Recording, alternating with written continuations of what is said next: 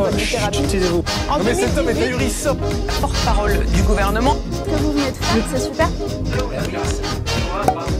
Messieurs, dames, bonjour et bienvenue sur Juste Milieu pour un nouvel épisode aujourd'hui de Ça discute avec, et j'ai la chance et l'honneur de recevoir pour la deuxième fois Jacques Cheminade avant toute forme de discussion. Cher Jacques, comment allez-vous ?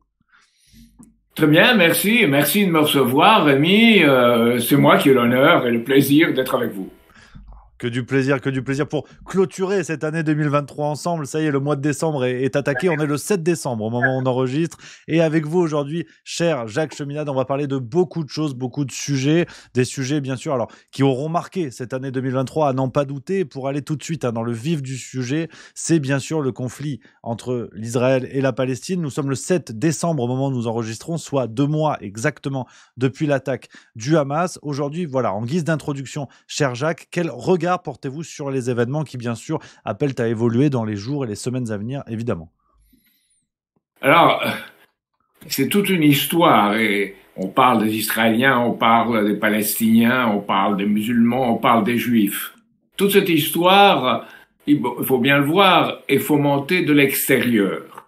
C'est-à-dire que il y a un Proche et un Moyen-Orient, ce que moi je préfère appeler l'Asie du Sud-Ouest en termes géographiques, qui se développait au XIXe siècle. C'était l'Égypte de Mehmet Ali. Et son fils, le Pacha, était en Syrie. Donc, il y avait un développement de toute cette région parce que Mehmet Ali s'inspirait de la science, des ingénieurs, de tout ce qui avait été créé par la Révolution française et sous Napoléon. Et il y avait toute cette région du monde qui allait se développer. D'un point de vue colonial, de l'extérieur, les pouvoirs, en particulier britanniques, ne le voulaient pas. Et ils voulaient l'empêcher. Et ils ont dit, que faire? Diviser pour régner. Donc, imposer de l'extérieur une autre population. Ça a été le peuple juif qui n'était pour rien.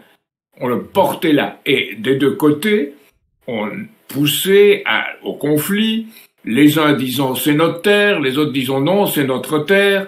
On évoquait Allah, on évoquait Yahvé, et tout un complexe religieux s'est mélangé à ça. Il y a eu ensuite la déclaration Balfour et l'accord Sykes-Picot. Et là, il y a un partage colonial des choses, à l'avantage des Britanniques et de leur emprise avec leur idéologie. Et c'est là que se trouvent les racines de ce conflit, où Israéliens et Palestiniens, les deux peuples, se trouvent littéralement dans une situation où chacun réclamant son dû, ils sont ennemis, ils seront adversaires. Pour ceux qui assurent la tutelle, c'est-à-dire la tutelle britannique, à cette époque-là. La Palestine mandataire, comme on l'appelait, les mandats. Puis vient la guerre, et après la guerre, on dit, mais maintenant, cette terre que Theodor Herzl réclamait, ben vous l'aurez. Allez là-bas. Et c'est là que se produit une migration de Juifs venus d'un peu toutes les régions du monde, mais en particulier d'Europe, ceux qui ont survécu à la Shoah, et qui viennent s'installer en Israël. Alors là, d'un côté, on a les extrémistes dans le camp, on appelait le camp juif, c'est Jabotinsky, Vladimir Jabotinsky, et ceux qui disent « c'est à nous, sans rien d'autre, c'est notre mission, c'est Dieu qui l'a donné ». Et de l'autre côté, il y a l'épouvantable Husseini, qui est celui qui était à Jérusalem et qui représentait tous les musulmans, qui lui dit « non, c'est notre terre, il faut expulser les Juifs ». Donc, entre la mer et le Jourdain, se crée cette querelle dont il semble qu'on ne puisse pas sortir. D'un côté, on dira... Même du côté musulman, on dira certes, on peut penser que peut-être Allah a donné cette terre à Israël, mais les Israéliens d'aujourd'hui, ils sont pas les vrais Israéliens. Bon, après, on n'en sort plus. Et de l'autre côté, on dit, mais c'est à nous, historiquement, nous étions toujours là, c'est notre terre. Donc, il y a une sorte de querelle dont on ne sort pas. Et derrière ça, il y a l'évolution aussi de l'État d'Israël, qui sous Ben Gurion, en 1948, est un État juif et démocratique, où on donne aux Arabes qui sont là une langue qui est à un statut de première langue. en Israël, dans l'Israël de cette époque-là. Et il y a les kibbutz, c'est l'Israël des kibbutz, c'est l'Israël où il y a une démocratie vivante et où il y a une relative vie normale. Et puis peu à peu, les circonstances s'aggravent du fait d'une colonisation constante.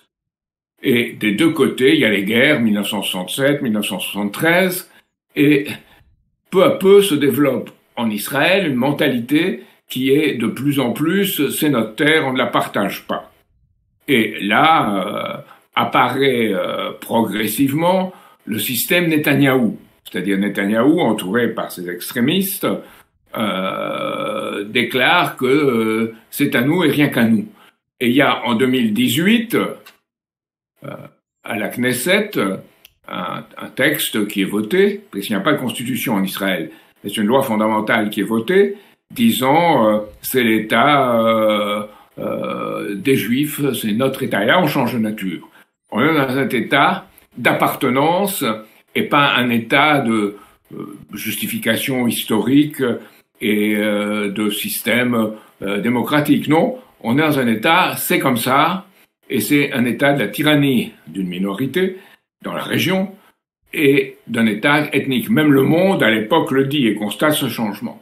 Puis peu à peu, Netanyahou développe son système, développe de plus en plus une vision messianique auquel il est associé avec Ben-Gvir, Itamar Ben-Gvir et Bezalel Smotrich. Et là, se met en place, évidemment, quelque chose qui devient de plus en plus clairement la colonisation de la Cisjordanie. C'était commencé avant, mais là, ça devient systématique, et Smotrich et Ben-Gvir font passer ça comme une priorité absolue.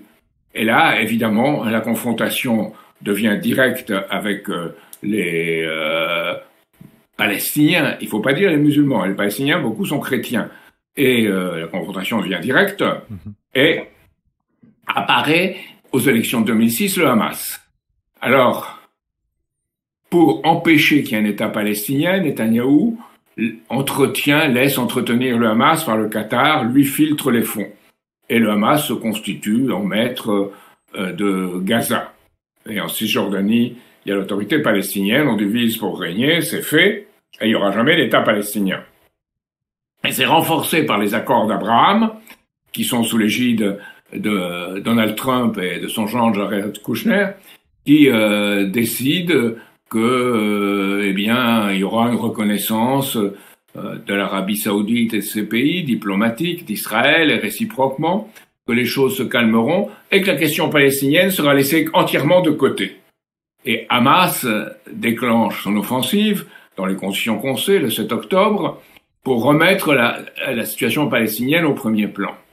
Alors, Hamas lui-même, et il ne faut pas tourner sa langue 3 fois dans sa bouche pour le dire, en France certains l'ont fait, mais c'est des crimes de masse et des crimes contre l'humanité qui sont commis. Et moi, je retiens ces catégories qui sont les catégories des traités et des cours internationaux, des conventions internationales, et qui n'est pas terrorisme, comme on l'a dit, qui n'est pas une catégorie consacrée et définie.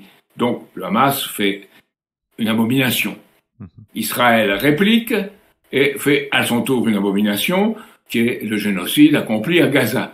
Donc, on a des deux côtés des criminels. Comment on en sort? La paix, on n'en fait jamais avec ses ennemis. C'est déjà fait. On doit la faire avec ses ennemis. Et parfois même avec des criminels. Ça s'est fait dans l'histoire. À une condition, c'est que, d'une part, on pense qu'on doit faire des choses pour l'autre, à son avantage, qui soient aussi à son propre avantage. C'est le traité de Westphalie, 1648, des États, l'avantage d'autrui. Et c'est un premier principe. Un deuxième principe, pardon des offenses et pardon des crimes. Et un troisième principe, qu'on oublie généralement, c'est le développement mutuel et l'oubli des dettes qu'on avait encourues, qui étaient des dettes illégitimes, injustifiées, des dettes de guerre. Et sur cette base, on peut créer la paix. Alors, on parle beaucoup de 2 États, un palestinien, un israélien, tout le monde en parle. Aujourd'hui, ça paraît impossible, et c'est impossible dans les conditions actuelles. Ce n'est possible que si on change les conditions. Ça suppose, comme mon ami américain Lyndon LaRouche, sur quoi il avait travaillé avec Yossam Beilin, avec Simone Peres, avec à l'époque une partie de l'administration de l'Irak, et ça se rapprochait pour adopter un plan Oasis, qui était un développement économique mutuel, sur la base duquel un État palestinien pouvait être bâti. Les accords d'Oslo, on l'oublie, en 1973, ont consacré dans des annexes que tous les moyens devaient être donnés dans l'eau, dans le développement, dans l'agriculture, dans l'industrie, au nouvel État palestinien. Tout ça, évidemment, est tombé après l'assassinat de Rabin en 1995. Donc voilà, et à partir de là, on a eu d'un côté Netanyahou, de l'autre côté le Hamas, l'un et l'autre n'étant dans une sorte de confrontation sournoise, je dirais, où l'argent du Qatar va filtré par l'administration Netanyahou va à Gaza, et entretient Gaza, où notre argent, il va aussi, l'argent de l'Union européenne, et de l'autre côté, bien plus, l'argent américain va à Israël. Donc, cet argent qui vient de l'extérieur consacre ce que je suis en train de dire. C'est-à-dire que c'est un conflit alimenté de l'extérieur pour qu'il n'y ait pas une stabilisation et un développement qui serait de l'intérêt du peuple palestinien comme du peuple israélien et qui permettrait à ces deux États de fonctionner. Alors moi, j'avais au départ, il y a des années et des années, plus de sympathie pour un seul État, ça paraissait plus net. C'est Edward Saïd qui avait cette conception-là. Et vous savez qu'Edward Saïd, avec Barenboim, a fait cet orchestre de jeunes Palestiniens, de jeunes Israéliens, qui est pour moi un exemple. Aujourd'hui, dans les conditions actuelles, c'est difficile. Donc, il y aura ces deux États à condition que l'État palestinien soit viable. Et peut-être par la suite, on pourra établir, puisque dans toute la région, il faudra un développement, pas seulement en Israël et en Palestine, hein, dans toute la île du Sud-Ouest, dans la région. Sans ça, il y aurait les conflits, notamment avec l'Iran. Donc, il faut que toute cette région puisse être développée.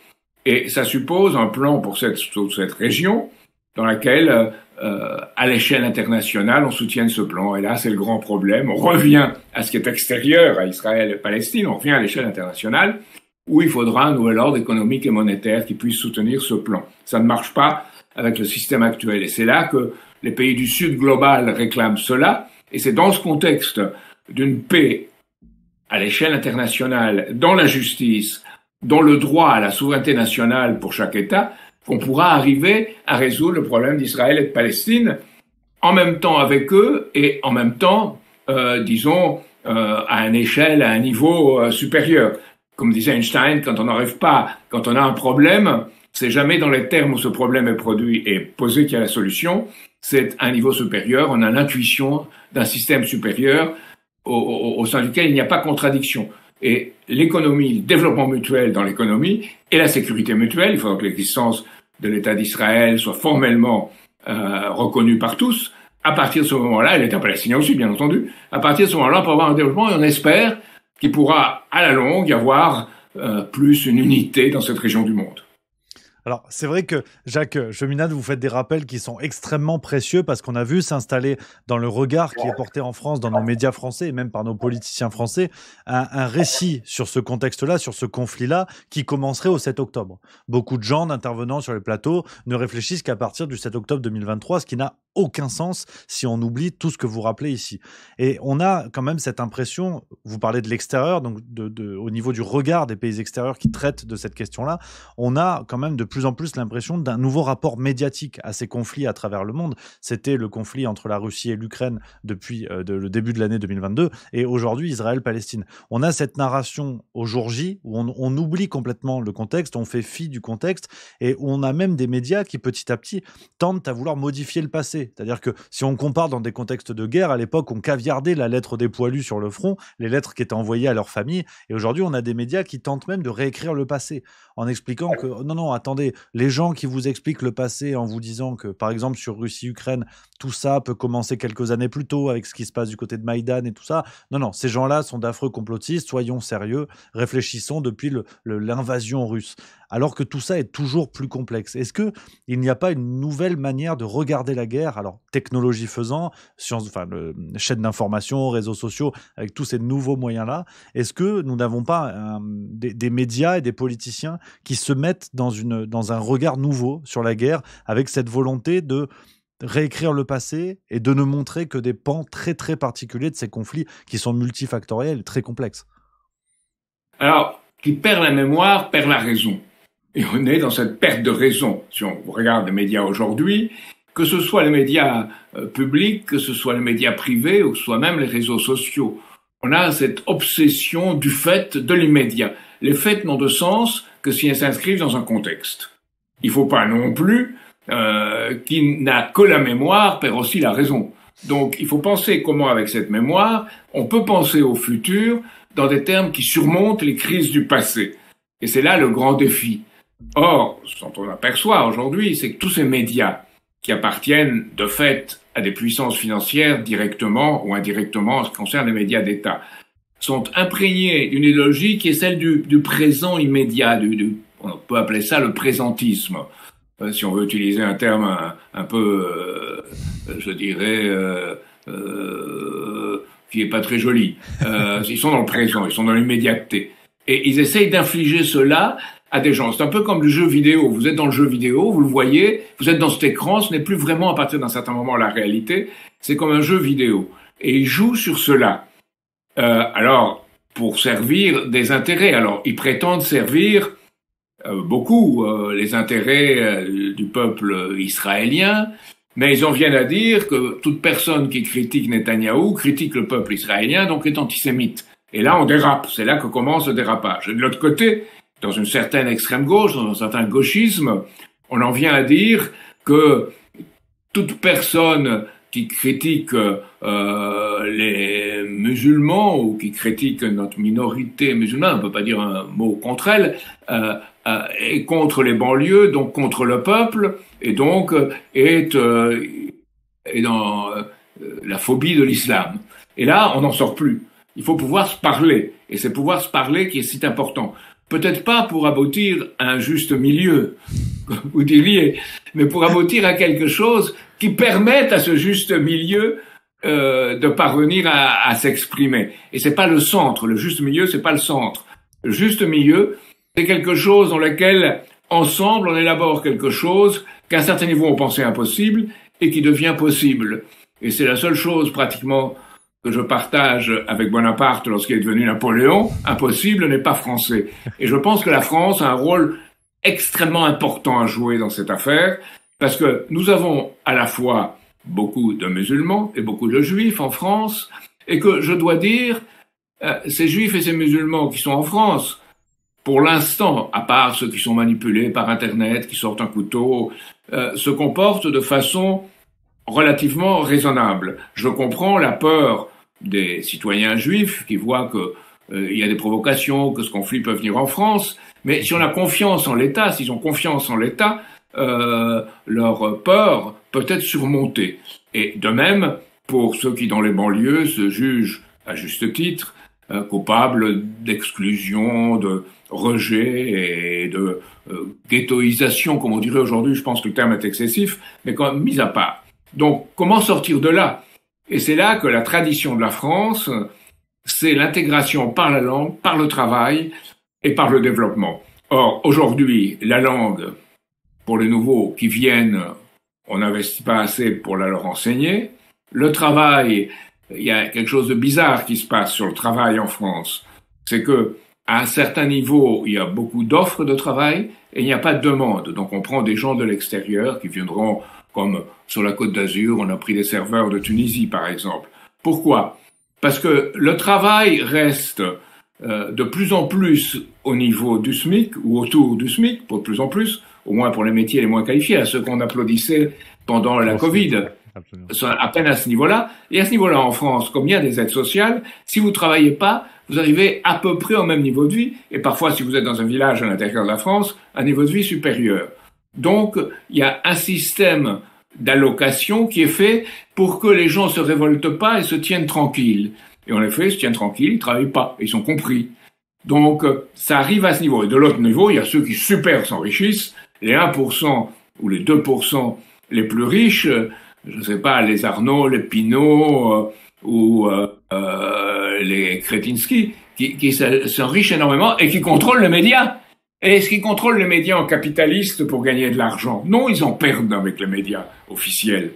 Mais ils gagnent de l'influence et ils achètent de l'influence. Et c'est là que l'idéologie n'est pas mécaniquement liée au profit, elle est liée à l'influence, qui permettent de maintenir une oligarchie en place, qui, elle, est basée sur de la fausse monnaie, sur l'argent qu'on émet sans contrepartie productive, sans contrepartie en sciences, en ingénierie, en ce qui correspond à des droits humains. Et ça, c'est le pouvoir en place. C'est pour ça que nous avons dit que cette oligarchie financière, se constitue en alliance entre un capital financier, disons, lié au milieu bancaire, le numérique, qui permet de faire des échanges à la vitesse de la lumière. Et enfin, maintenant, le réarmement. On incite dans le monde entier au réarmement, c'est ça qui m'inquiète le plus, qui est une véritable menace pour la paix. Et c'est ce système d'oligarchie, ce système de domination qui engendre cette situation. Donc, ça s'exprime en Ukraine, ça s'exprime en Israël et en Palestine, mais on oublie d'autres conflits.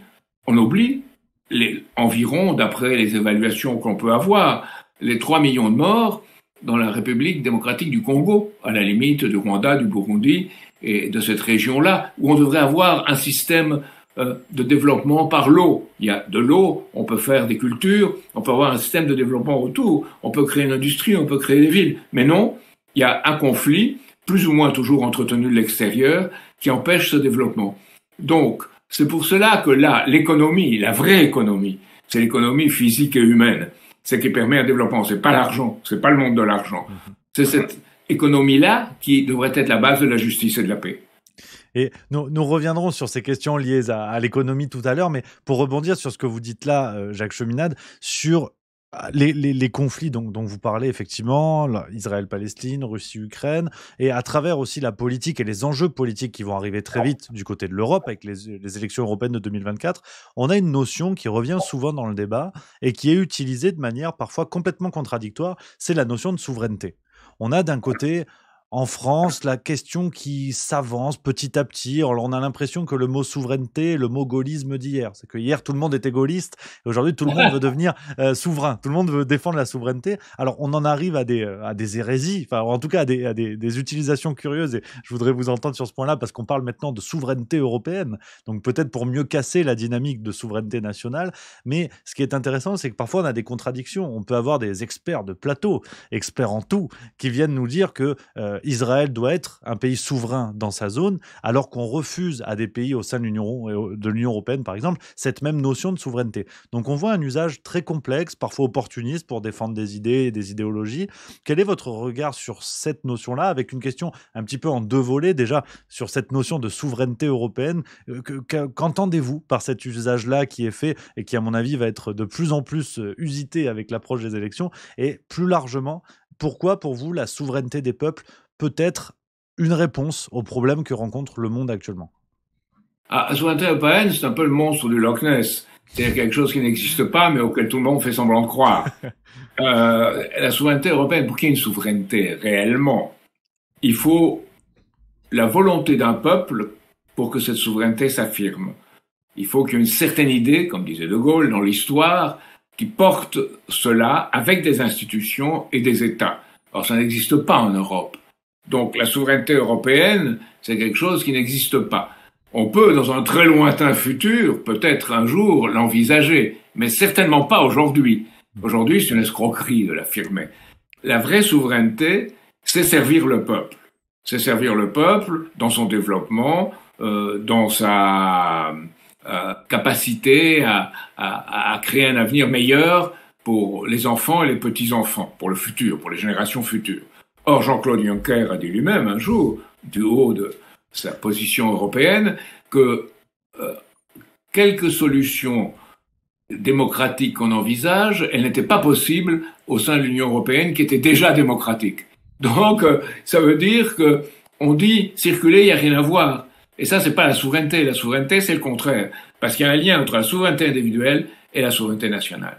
Alors, cette souveraineté nationale s'exprime avec une histoire, avec une langue, et est quelque chose, comme le disait, je vais encore citer De Gaulle, dans un discours à Alger en 1943, devant l'Alliance française. Il disait, la France est occupée, l'apport de la France manque au monde. Mais l'apport du monde manque aussi à la France. Et c'est pas l'autarcie qui crée la souveraineté. C'est pas une Maginot qu'on trace, on rentrera pas là, restez tous à l'extérieur et ça ira bien. Non. C'est un exemple qu'on donne aux autres, et on donne aux autres cet exemple comme quelque chose qui permet de les enrichir. Et on accepte aussi, disait De Gaulle, que les autres nous enrichissent.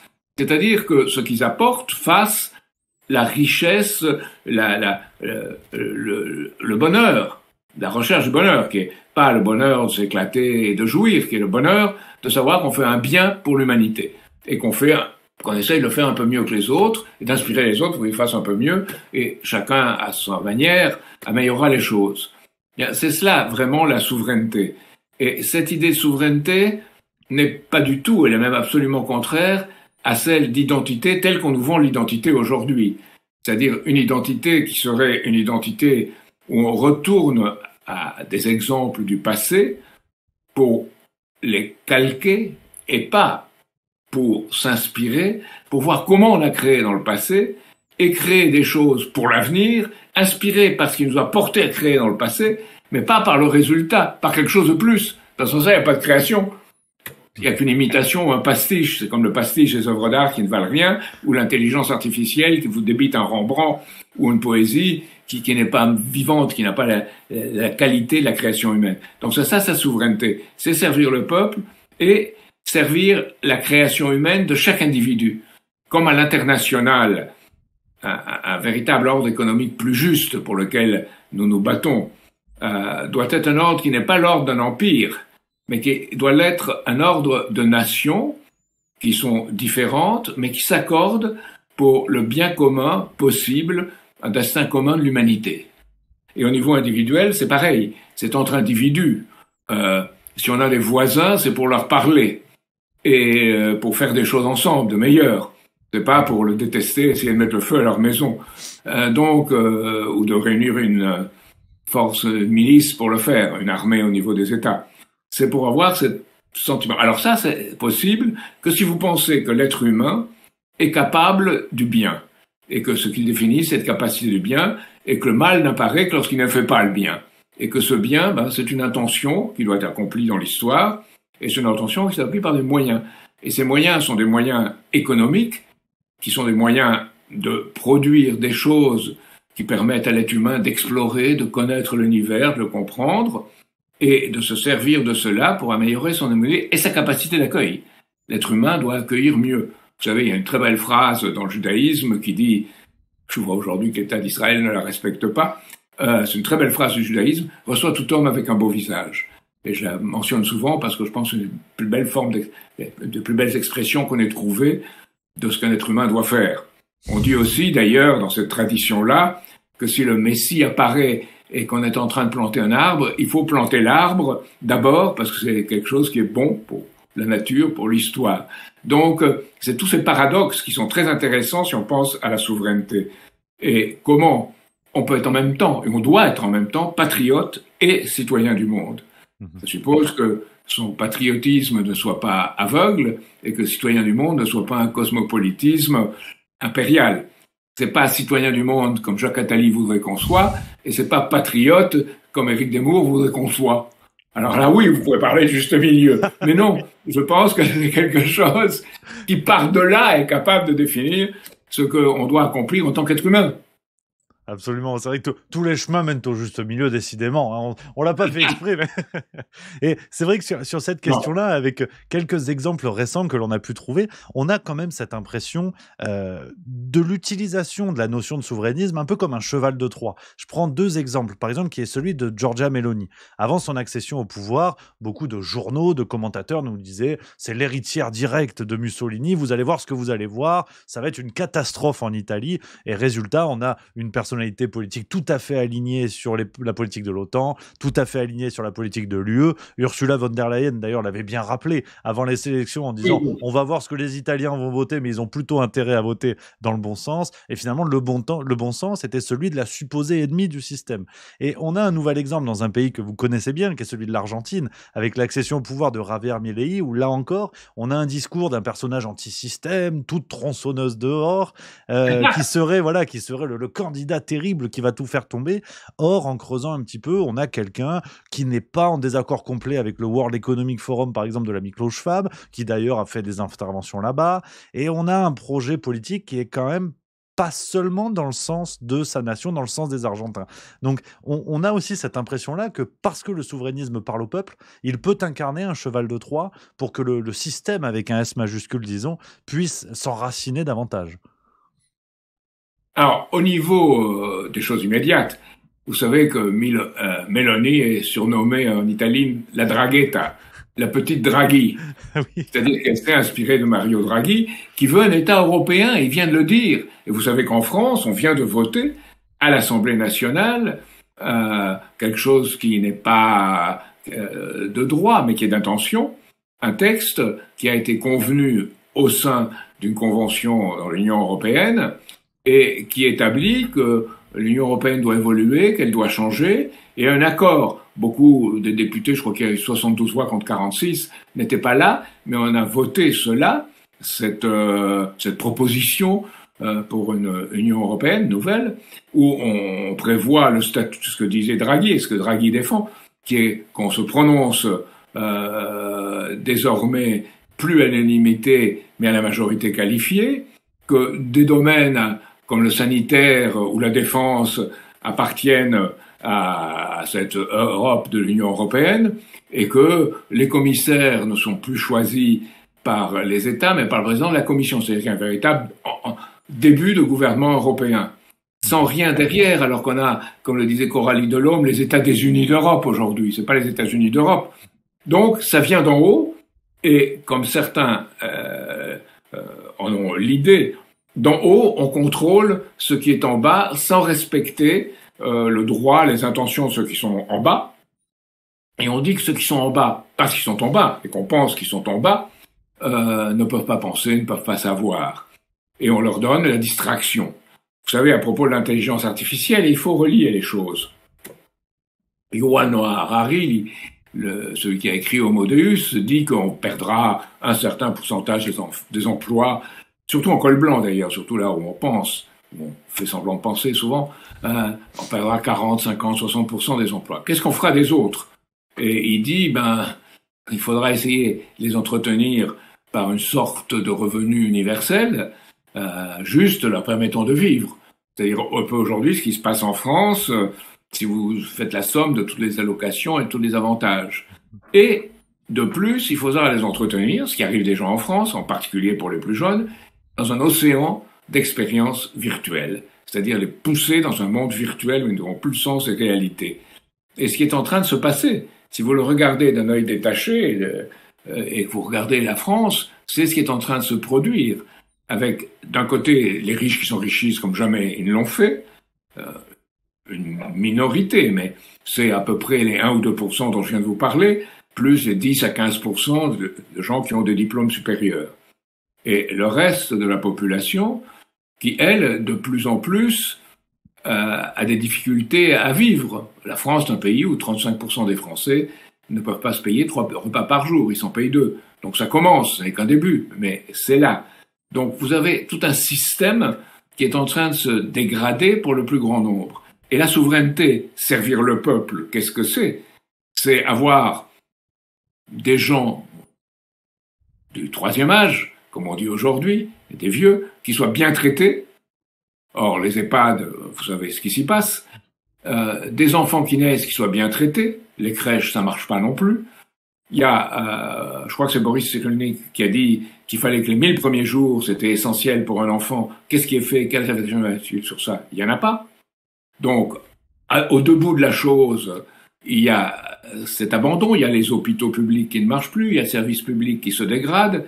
Alors, les gens se demandent, mais où va cet argent? Où va cet argent? Et il va dans un cycle d'argent qui entretienne l'argent. Il ne va pas dans la réalité des productions physiques de biens ou des services attachés à ces biens qui sont utiles, nécessaires à l'être humain et qui lui permettent de créer, d'inventer des choses nouvelles. Et c'est une société où il y a des modes de production de plus en plus élaborés qui permettent de produire plus avec moins à porter. C'est toute l'idée du principe de moindre action. On fait mieux, c'est la création humaine. Hein. On fait mieux avec une machine à faire des épingles qu'en faisant les épingles une par une. Et d'un autre côté, c'est aussi une formation à l'école qui ne forme pas pour des compétences pour servir un système, mais qui forme pour un savoir permettant de découvrir des choses, et en même temps de servir un système, mais de découvrir des choses au sein de ce système. Aujourd'hui, on forme pour des compétences, on codifie, on formate, et on s'étonne du dégoût des élèves pour l'école. Surtout ceux qui pensent que l'école leur permettra pas d'accéder à des postes où ils sont rémunérés, où ils vont bien et convenablement. Donc, il y a d'un côté les décrocheurs, et d'un autre côté ceux qui restent et qui suivent et qui arrivent à avoir à peu près les diplômes, mais qui sont sans la passion d'apprendre. Voilà cette situation-là. Donc, une souveraineté, c'est un pays qui a la passion d'apprendre, qui a la passion de se développer et qui est heureux de contribuer pour cela à son peuple et aux autres peuples du monde en donnant l'exemple. Et pour compléter ce point-là du souverainisme, avant d'aller questionner la notion de la monnaie, de la souveraineté monétaire, juste votre regard sur la situation en Argentine. Je parlais tout à l'heure de Javier Milei. Pour l'instant, même si tout reste à faire, évidemment, quel regard portez-vous sur l'accession au pouvoir de ce curieux Jojo, cet affreux Jojo? Alors, c'est d'abord l'échec et la dégradation de ce qu'on peut appeler le péronisme, qui n'a pas été capable d'apporter à ce pays une forme de confiance en l'avenir, de système de développement mutuel qui donne la fierté d'être argentin. Puis le laisser-aller d'un pays qui a, parmi ceux qui a les plus de ressources au monde, hein. L'Argentine est très très riche potentiellement en minerais, le lithium, elle a un peu d'uranium, elle a du pétrole, elle a une agriculture très riche. Et voilà un pays qui était à peu près le 3e ou 4e dans le monde avant la guerre de 14, qui est devenu aujourd'hui dans le bas milieu de l'échelle de revenus. Donc qu'est-ce qui s'est passé? C'est ça la vraie question. Et qui permet à Milei d'être là en disant MAGA, MAGA, comme Trump, hein. Make Argentina great again. Pas Make America great again, Make Argentina, c'est souvent MAGA. Et qui dit, il faut en finir avec l'État, moi je détruirai l'État, la caste a peur, c'était son slogan, hein. La caste a peur, j'arrive. Alors, ouais, avec sa tronçonneuse, hein, je vais tronçonner l'État, je vais tronçonner les ministères, je vais tout détruire. Alors, ouais, voilà, c'est un cas extrême, mais derrière, qu'est-ce qu'il y a? Dollarisation de l'économie, ne plus faire d'affaires avec la Chine, la Russie et le Brésil, qui sont les 3 principaux clients d'Argentine, ça marche pas, ça peut pas marcher. Alors, qu'est-ce qu'il y a derrière Milei? Milei, c'était le pitre qu'on doit agiter sur la scène. On l'appelle d'abord en Argentine El Loco, le fou. Mais il n'est pas fou. Il est le pitre qu'on agite sur la scène et qui, dans un pays qui est en désespoir, apparaît comme une sorte de farce de l'espoir. Mais derrière lui, il y a cette dollarisation de l'économie, donc la soumission aux États-Unis, l'admiration pour Trump et Bolsonaro, et il va tout de suite aux États-Unis, et aussi une étrange disposition mentale qui fait que il avait un chien qui s'appelait Conan, pas Conan le barbare, hein, Conan tout court, et qu'il a fait cloner pour avoir 4 chiens. Et il a dédié sa première victoire aux primaires à ces 4 chiens, en disant, et à sa sœur. Il n'est pas marié, il n'y a pas d'enfant. Donc c'est un être un peu étrange. Vous dites, mais quel est cet être un peu étrange qui arrive aux commandes d'un pays? Derrière lui, il y a Bullrich, qui est la candidate, l'ancienne ministre de la Sécurité de Macri, et Macri. C'est-à-dire ce monde, en Argentine, de l'argent, qui est pas du tout attaché à la production intérieure et au développement de ce pays. C'est l'aristocratie du soja, des vaches, on l'appelle parfois le parti des propriétaires de vaches, et je dirais, de toutes les combinaisons du système où l'Argentine et l'Angleterre ont été liés dans le domaine financier et commercial. Donc c'est ce parti-là qui accède au pouvoir à travers ce pitre qu'elle a porté sur la scène. Alors vous dites, c'est l'Argentine, c'est un pays de fous, ça arrivera jamais chez nous. Bien chez nous, qu'avons-nous? Chez nous, ça arrive à Paris, la Worldwide Freedom Initiative. Je ne sais pas si vous avez entendu parler. Non, qui arrive à Paris, qui a un colloque. Qui est ce colloque? Premier discours, Éric Zemmour, qui dit, souverainiste, hein, entre guillemets, qui dit, voilà, il faut l'union des droites. Deuxième discours de Zemmour, il faut soutenir Israël parce qu'Israël représente l'Occident, la capacité occidentale. Et puis, il y a la plupart des souverainistes français, je ne mentionnerai pas leur nom, à l'exception de M. Asselineau, qui sont là et qui sont allés à ce colloque. Ils disent, non, on n'a pas du tout endossé ça, mais on est allé à ce colloque pour écouter, un peu pour voir, on est invité. Donc, on a ce faux souverainisme qui est basé sur l'idée fausse d'une liberté. On falsifie la liberté. La liberté, qu'est-ce que c'est, hein? C'est de vouloir servir dans les meilleures conditions et librement, le mieux qu'on puisse, l'espèce humaine et aussi soi-même en tant que membre de cette espèce. C'est pas dire on peut faire qu'on veut et comme on veut et abolir l'État, abolir les ministères, abolir les aides sociales, comme le dit Millet. Là, on le dit pas encore en France. Mais quand même, en sous-jacent, il y a la supériorité du privé sur le public. Ça ne veut pas dire que le public est bon en soi. Le public aussi doit être soumis à des principes et à des règles. Mais dire que le privé est supérieur au public, ça veut dire que il n'y a pas d'instance collective, il y a que des instances individuelles, et ces instances individuelles, c'est basé, disons, sur la possession et le désir de possession, et pas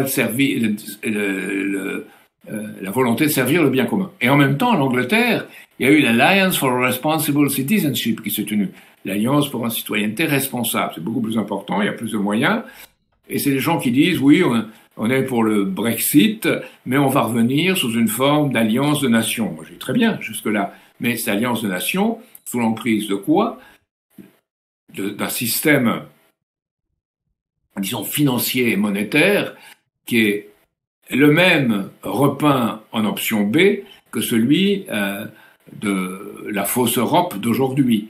Donc, tout cela qui se réclame de l'Europe, de la civilisation européenne, en fait, trahissent cette Europe avec ses influences, je dirais, judéo-chrétiennes et grecques, et accessoirement romaines, mais judéo-chrétiennes et grecques surtout, trahissent cette Europe-là avec ses valeurs, qui est la valeur fondamentale, qui est que chaque être humain est fait à l'image d'un créateur, et que chaque être humain peut être créateur comme le créateur l'a été. Et ça, sous une forme laïque, c'est devenu liberté, égalité, fraternité. Avec fraternité, et je souligne fraternité, dans un pays qui a perdu tout sens de la fraternité. Et vous voyez, Milei, c'est le contraire même de la fraternité, c'est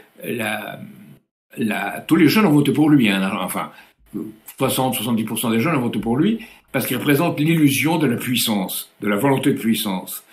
Et là, vous allez, si vous voulez pousser encore les choses, vous voyez quelque chose de définition de l'être humain nietzschéenne, de Nietzsche, de Frédéric Nietzsche, qui est de Ayn Rand aux États-Unis, qui est la volonté de puissance de l'individu, des entrepreneurs, du privé, contre le public, contre le collectif. Et là, on crée une fausse division. C'est un peu comme Israël contre Palestine. On crée de fausses divisions. Et dans ces fausses divisions, c'est une oligarchie qui veut continuer à régner en divisant ses opposants. Et je dirais que, en réalité, et ça peut-être on peut en reparler, ce qui est désir de dominer l'autre au niveau individuel devient désir de dominer l'autre au niveau des États, ça s'appelle la géopolitique. Oui, sur cet équilibre-là et sur les notions géopolitiques, mais finalement qui nous ramène à la question que je voulais vous poser, parce que l'on parle de Milei ou que l'on parle de l'Union européenne, on a là encore une notion qui vient dans le débat avec des façons de l'aborder parfois contradictoires, c'est la notion de la monnaie et de la souveraineté monétaire. Par exemple, du côté de l'Union européenne, encore Éric Zemmour nous disait, chez André Berkoff, je crois que c'était lundi, c'était en début de semaine, disait mais la sortie de l'Union européenne, vous n'y pensez pas, ce serait une catastrophe économique, parce que la sortie de l'euro pourrait entraîner des dégâts inimaginables, voire vraiment les plaies d'Égypte. Et on a de l'autre côté, du côté de l'Argentine, on a cette idée de Milei qui est de dire on va aller vers la dollarisation de l'économie parce que la monnaie actuelle, c'est ça qui nous bloque. Donc on a d'un côté le fait de utiliser l'argument de la monnaie pour laisser les gens au calme et dire non, mais laissez tomber la monnaie, il y a une main invisible qui va gérer ça pour vous, ne vous inquiétez pas. Et de l'autre côté, on va dire mais non, mais si on casse la monnaie de l'Argentine, si on va vers le dollar, le paradis nous attend là-bas. Et c'est très intéressant de voir comment cet argument de la monnaie et de la souveraineté monétaire, quelle que soit la manière de l'aborder, se retrouve tout le temps au milieu du débat avec des abords contradictoires. Et sur ça, quel est pour vous l'équilibre, en tout cas sur l'exemple de l'Union européenne, par rapport à la question de l'euro aujourd'hui, comment serait-il, enfin, tout simplement, question terre à terre, est-il encore possible de sortir de l'euro? Voilà, est-ce que c'est un doux rêve que nourrissent des affreux complotistes? Alors, il y a un point commun entre M. Berkoff et M. Millet, c'est le culte de la monnaie comme une chose en soi, et de pas voir la monnaie comme un instrument. Alors, pour en venir à Millet, il se rallie au dollar, il se rallie à un dollar qui n'est plus le dollar des États-Unis d'Amérique, c'est le dollar financier dominant de gens qui, avec leur puissance, leur oligarchie, occupent les États-Unis, pas dans l'intérêt du peuple américain, mais de les États-Unis comme territoire, les États-Unis comme base de leur opération, cette oligarchie financière, numérique et militaire, qui occupe les États-Unis, le complexe militaro-industriel dénoncé par Eisenhower le 17 janvier 1961. C'est cela qui est au pouvoir aux États-Unis, auquel Milley se rallie. Donc, la dollarisation, ce n'est pas une vertu qui permettra d'ouvrir un avenir, c'est un ralliement honteux à une puissance politique qui n'a jamais rien fait, en réalité, pour développer l'Amérique latine. Il y a un auteur qui a très bien résumé ça en disant que cette puissance-là a développé le sous-développement. Donc, que les pays latino-américains ont été complices, ça c'est une autre question. Mais au-delà d'eux, il y avait cette puissance-là. Ça, c'est une chose. Maintenant, revenons à M. Berkoff. Il a tout à fait raison dans le système actuel. Dans le système dominant, s'il restait tel qu'il est, si la France sortait de l'Union européenne, tout le monde lui tomberait dessus, les marchés financiers ne prêteraient plus, et la France serait encore pire que dans l'état dans lequel l'a mise M. Bruno Le Maire. Ce qui est difficile à imaginer, mais c'est possible. Donc voilà. Mais si on passe à un autre ordre de choses, si la France joue un autre rôle dans le monde, où la sortie de l'Union européenne, de l'euro et de l'OTAN ne devient pas une chose en soi, mais devient quelque chose qui est l'objet d'un combat, d'une négociation, d'alliance avec d'autres États, à ce moment-là, et qu'on voit l'ensemble du monde basculer vers un Sud collectif, un Sud global, moi j'appelle le Sud planétaire, c'est un peu une image métaphorique, bien sûr, qui dit, voilà, la Russie et la Chine, c'est peut-être pas très bien, mais eux, au moins, nous permettent de maintenir notre souveraineté nationale. Alors que les pays occidentaux nous donnent tout le temps des leçons, de bons conseils, et finalement, ils nous font payer une dette plus élevée que celle que nous avons, que le crédit que nous avons contracté. Pourquoi plus élevée? Parce que on n'arrive pas à payer, donc il y a des intérêts composés, des intérêts sur des intérêts, et surtout en monnaie nationale, elle se dévalue par rapport au dollar, c'est le cas de l'Argentine, donc en monnaie nationale, elle va payer de plus en plus de dettes. Et tous les étrangers qui viennent avec des dollars à Buenos Aires se gobergent dans les meilleurs restaurants. J'ai un rapport récent d'une jeune femme qui vient d'Argentine et qui m'a expliqué, sont dans le restaurant, les boîtes de nuit, partout, ils sont les maîtres, ils boivent le champagne, ils mangent 500 grammes de viande, etc., etc. Donc, on comprend qu'il y a une exaspération par rapport à cela. Il y a eu une mauvaise gestion, une très mauvaise gestion passée, mais c'est pas une raison pour faire une mauvaise gestion encore pire. Donc, ce qu'il faut, c'est concevoir un monde qui vient où de vraies souverainetés. Qu'est-ce que ça veut dire, une vraie souveraineté? Qu'elle soit pour soi-même et pour le bien, comme je le réaffirme maintenant, mais qui peut être fait à autrui. Cela suppose qu'on croit à un bien commun, qu'on croit que c'est possible pour un être humain, socialement, d'exprimer ce qu'il a de meilleur en compagnie d'autres êtres humains. Et je vais mentionner quelqu'un qu'on a oublié aujourd'hui, ou beaucoup, qui s'appelle le père Lebré, qui était un dominicain. Je sais pas, on l'oublie beaucoup, il a eu un texte très intéressant à l'époque, disant « Ne pas faire de politique est un péché ».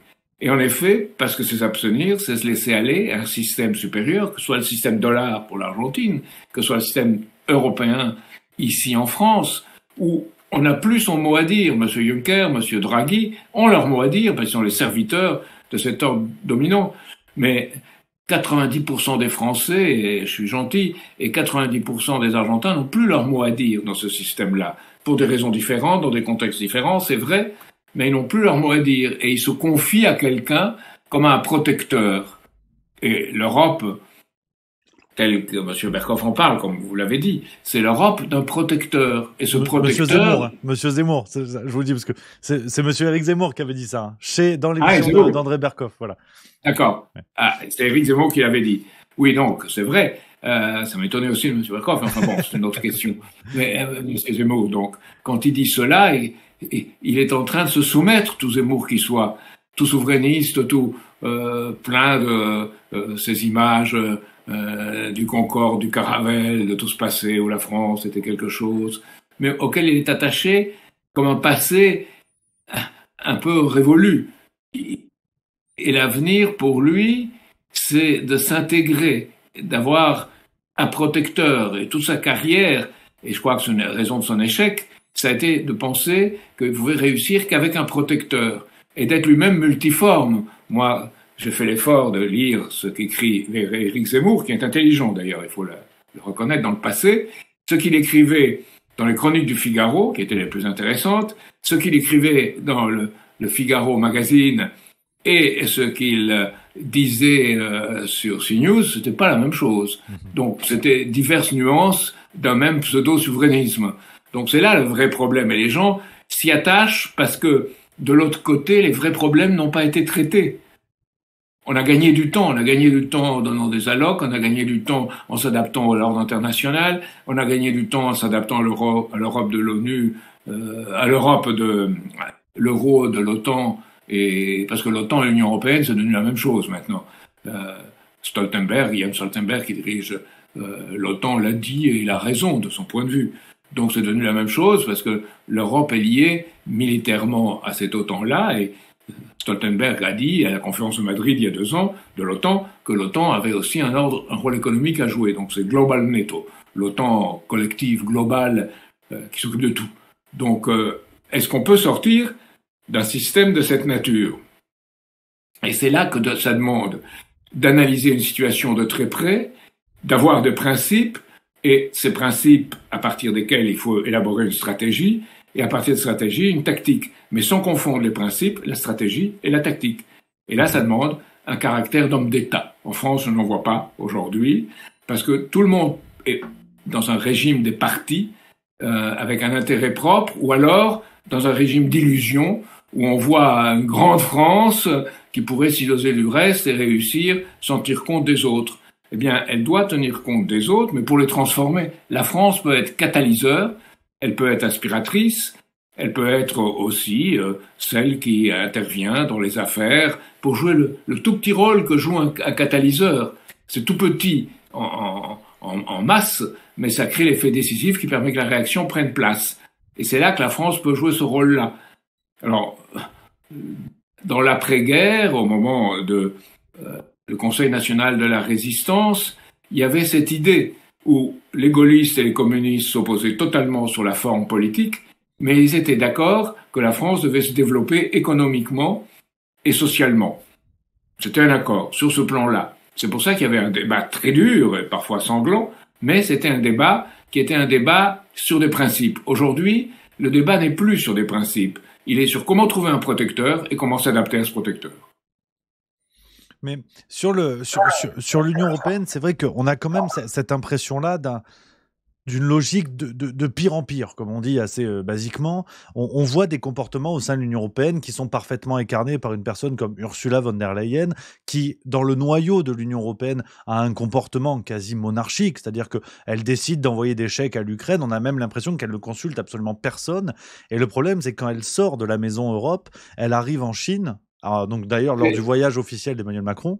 Non, oui. C'est la moyenne noblesse allemande qui se plaint pour le monarque. Oui, voilà, c'est vrai, c'est juste. Le clin d'œil historique est juste. Et on voit une Ursula von der Leyen que Macron choisit, voilà, il lui demande de venir un petit peu, d'ailleurs, dans une logique on aurait dit une réunion parents-prof, voilà, où il était allé en Chine avec Ursula von der Leyen, mais c'est autre chose. Et les Chinois renvoient Ursula von der Leyen dans un vol qui n'est pas un vol diplomatique sur le retour. Elle est en transit avec les autres passagers tout à fait civils, ce qui envoie un message extrêmement fort. C'est que Ursula von der Leyen, en dehors de l'Europe, n'est personne en vérité. Elle est même pas au niveau d'un diplomate qui aurait des honneurs particuliers. Donc on a cette impression-là où l'Union européenne force le trait. Il y a 2 ans à Rotterdam, par exemple, on a tiré, en tout cas aux Pays-Bas, je crois pas que ce soit exactement Rotterdam, mais aux Pays-Bas, on a tiré à balles réelles sur des agriculteurs qui manifestaient. Donc on voit des comportements de plus en plus durs, de plus en plus lourds, de plus en plus graves. Et est-ce que tout cela ne marque pas le début d'un phénomène d'auto-réalisation où petit à petit les peuples vont bien évidemment monter au créneau, il va y avoir des violences qui vont être de plus en plus terrible, et l'Union européenne justifiera sa présence par le chaos qu'elle a semé, en disant mais vous voyez bien, c'est le bordel, il faut bien qu'on soit là pour gérer quelque chose. Est-ce qu'il n'y a pas, alors, quitte à, là peut-être que je divague un petit peu, peut-être que je deviens complètement complotiste, mais il est vrai que j'ai du mal à trouver une interprétation à cette déliquescence comme ça, dans ce qu'est l'Union européenne, du projet initial à ce qu'il se passe aujourd'hui sur le terrain. Alors si j'étais complotiste, je dirais que le chant des SS qui chantaient en rentrant en France, lorsqu'ils ont envahi la France en 1940, c'était du chaos, sortira un nouvel ordre. Bon, comme je suis pas complotiste, je dirais plutôt comme Monsieur Pasqua, l'Union européenne, elle est faite pour ceux qui y croient. Pas pour la réalité. Donc voilà.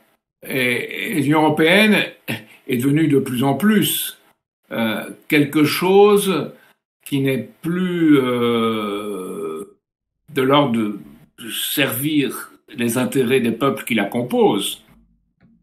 C'est quelque chose qui est un maillon dans un système occidental qui se dessert lui-même finalement, l'Union européenne en particulier, puisque les États-Unis ont réussi, les États-Unis avec les gens qui se trouvent actuellement au pouvoir, je devrais dire le gouvernement américain, a réussi cette chose, que l'Union européenne doit payer son énergie 3 ou 4 fois, à des prix 3 ou 4 fois plus élevés qu'aux États-Unis, et qu'une partie de l'industrie allemande va partir aux États-Unis si ça continue, et qu'on est en train de ruiner l'Europe, et la laisser face à la Russie en espérant que les deux se battent, divisés pour régner.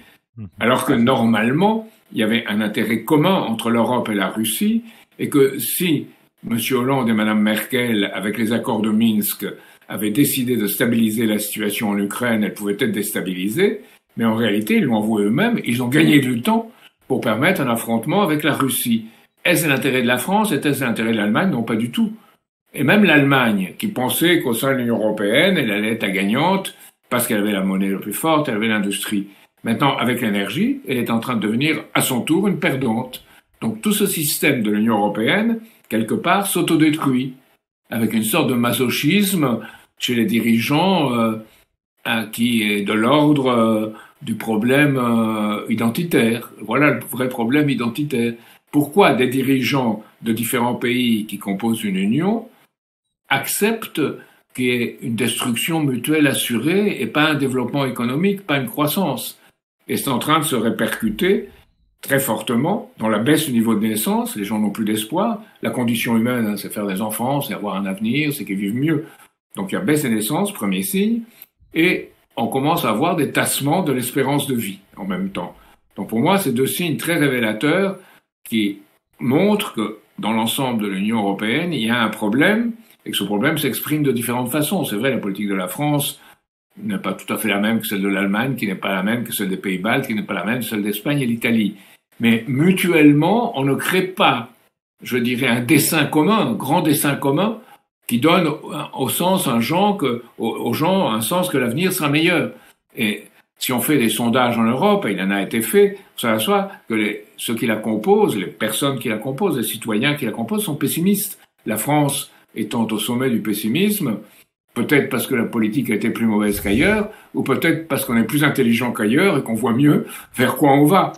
Donc on est à 80% de pessimistes en France sur le pays, sur la France, et plus des 2/3, environ les 2/3, sur sa propre vie personnelle. Donc même au niveau de l'individu, on est maintenant pessimiste. Et s'il n'y a pas cet optimisme vis-à-vis du futur, ce n'est plus une république. Par la république, c'est penser que l'avenir de nos enfants et de nos petits-enfants seront meilleurs que le nôtre. C'est la base, hein. Et c'est la base de pouvoir vivre correctement pour avoir une vie dans laquelle on a le goût de vivre les jours heureux, comme on disait à la Libération. Et justement, pour conclure sur une note d'optimisme, cher Jacques Cheminade, nous sommes déjà ensemble depuis une heure voilà, passionnante déjà. Un immense merci pour tous vos éclairages sur ces questions-là. Et on va finir, voilà, parce que nous sommes encore en décembre 2023, on va finir sur des notes d'optimisme. Quel changement appelleriez-vous de vos voeux pour 2024 et les années qui vont suivre pour tenter d'impulser une dynamique nouvelle, espérons une dynamique positive, eu égard aux événements que nous vivons, que nous traversons aujourd'hui? Quels sont les changements positifs que nous devrions tous espérer pour un monde meilleur? Soyons fous, soyons un petit peu béats. Non, c'est pas être fou. Si on n'a pas un monde meilleur, on aura un monde pire. On n'aura pas le même monde ne peut pas continuer éternellement. Donc, comme il n'est pas d'issue qui ramène au passé, on doit s'inspirer de ce qui dans le passé a été créateur. Et ce serait mon souhait qu'on regarde les éléments principaux de l'histoire de France, de l'histoire d'Europe et de l'histoire du monde, et qu'on voit en quoi on peut y fonder une politique qui donne ce sens du futur. Or, ce que disait un grand penseur français, celui qui a réussi par ses idées, inspirant l'entourage d'Henri IV et Henri IV lui-même, Jean Bodin, il disait « Il n'est richesse que d'hommes et de ce qu'ils font ». On oublie de dire ce qu'ils font, ce qu'ils sont capables de faire. et un chef d'État, un vrai dirigeant d'un pays, on ne disait pas chef d'État à l'époque, celui qui doit être composé avec sa société une harmonie des dissonances. C'est-à-dire les Français pensent différemment, ils ont nous avons 350 catégories de fromage, mais avec ces dissonances, on peut faire quelque chose de commun. Et ce sera la plus belle des symphonies, parce qu'une symphonie ou un morceau de musique, une composition musicale qui n'est formée qu'avec des harmonies est pauvre. Il faut incorporer des dissonances qui l'enrichissent. Et c'est ça qui est le respect des individus dans la diversité pour arriver à une unité. Et mon désir, c'est que les gens, mon espoir, c'est que les gens pensent plus à l'unité de l'humanité, plus à ce qui fonderait une véritable civilisation européenne qu'on a à donner au monde, et plus à ce rôle que la France y a joué ou peut y jouer, et surtout doit y jouer à l'avenir. Voilà. Et je pense de ce point de vue-là que, disons, si, pour en venir au début de nos discussions, si en France même, au lieu de penser anti, on pensait pour un avenir, pour faire le meilleur pour tout ce qui nous compose, et de penser que par rapport à ce potentiel, quelle que soit l'origine sociale, quelle que soit l'origine politique, chacun peut apporter quelque chose à ce grand dessein de la France dans le monde. À ce moment-là, oui, on peut vraiment être fier et pas se regarder dans un miroir pour songer à être président, mais ne pas se regarder dans un miroir et songer que chacun doit assumer sa responsabilité comme s'il était président. C'est dit, c'est bien dit. Et voilà, cette note positive pour conclure, cher Jacques Cheminade. Un immense merci vraiment d'être venu sur Juste Milieu. Que du plaisir de vous recevoir, bien sûr. On peut vous suivre sur le site internet et sur les réseaux sociaux de Solidarité et Progrès, votre parti politique. Voilà, pour découvrir votre actualité. Je dois vous remercier pour le banquet. Ah ben voilà. Voilà. Et voilà. J'espère que ce dialogue, avec les gens qui sont pas toujours d'accord sur tout et qui sont surtout pas d'accord sur tout, pourront parvenir à élaborer quelque chose qui soit le véritable sens de notre souveraineté. Absolument. Il reste comme quelque chose de porté à l'avenir et pas encore présent, mais mon espérance, et j'estime que mon espérance est justifiée, c'est que nous sommes sur le chemin. Absolument, absolument, avec ces initiatives et ces échanges que nous portons là. Et effectivement, nous avons eu la chance de vous recevoir dans le banquet et nous espérons vous recevoir à nouveau, bien sûr, dans les prochains numéros. Cher Jacques Cheminade, merci beaucoup encore pour toutes vos réponses sur Juste Milieu.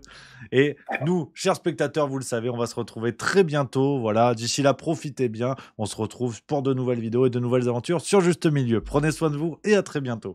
Et merci encore.